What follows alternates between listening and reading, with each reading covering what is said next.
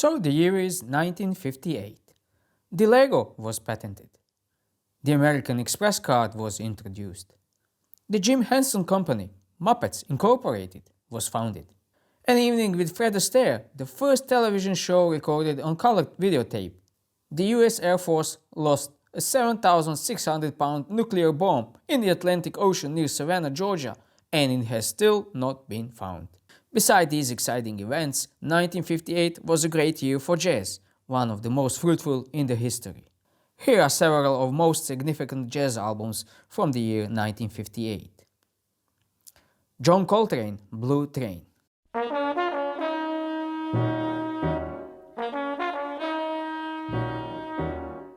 It was recorded in January 1958 by famous Rudy Van Gelder. This was the only recording for Blue Note Records by Coltrane, where he was listed as a leader.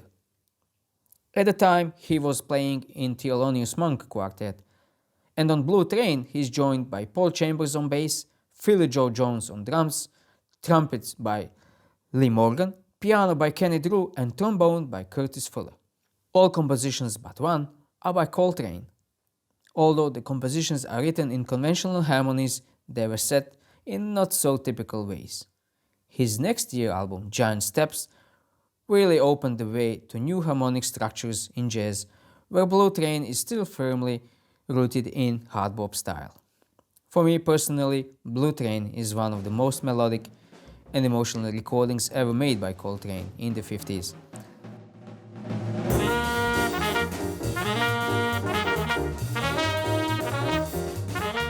Although the music seems quite simple, there is a certain kind of intimate quality to the compositions and the performances as well. The Coltrane himself said in 1960's interview that Blue Train was his favorite album up to that point. Cannonball Adderley, Something Else.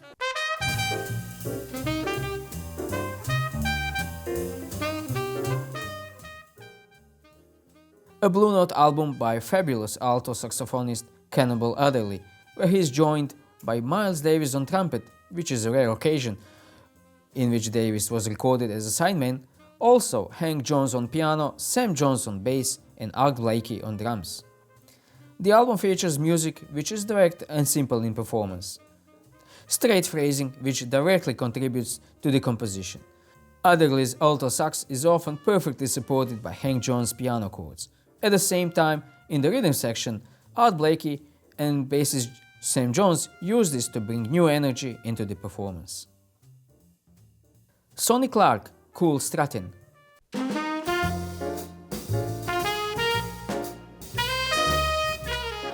Like the previous two albums, this one is also issued on Blue Note Records, so you can see how dominant this record label was at the time, and it is amazing to see how Blue Note Records even today, in 21st century, still carries on the torch of the jazz to the future.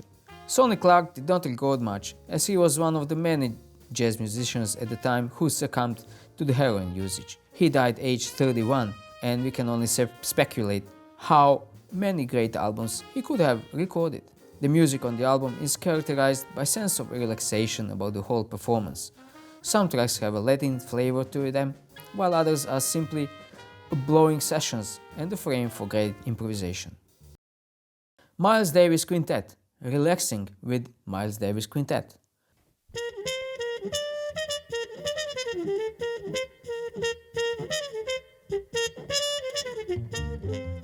Recorded in 1956, the album Relaxing with Miles Davis Quintet was released in 1958 on Prestige label. It is a part of two recording sessions during 1956, which as a result had 4 albums.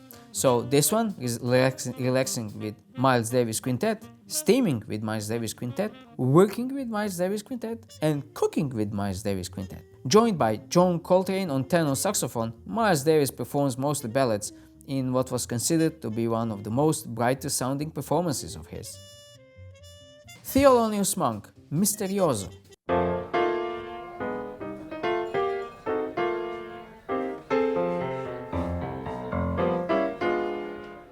One year before Misterioso was released, Monk achieved popularity by his previous album, Brilliant Corners. Although he was in a period of legal problems racial discrimination and drug abuse. He had his famous residency at the Five Spot Cafe, and album Misterioso is a concert of the Thelonious Monk Quartet recording in this intimate setting of that venue.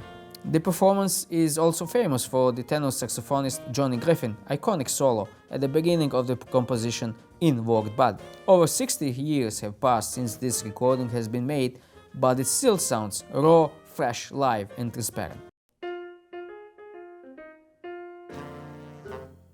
1958 was a memorable year for jazz, and there were literally dozens of great albums recorded that year alone.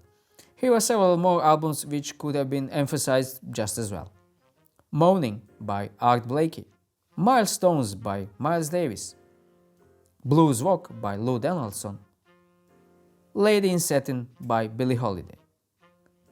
So this was a short overview of another beautiful jazz memory lane. 1958, great year. Try to find some of these albums and listen to them, as they sound fabulous even today, and so many of today's music has roots in these outstanding albums. Thank you for watching.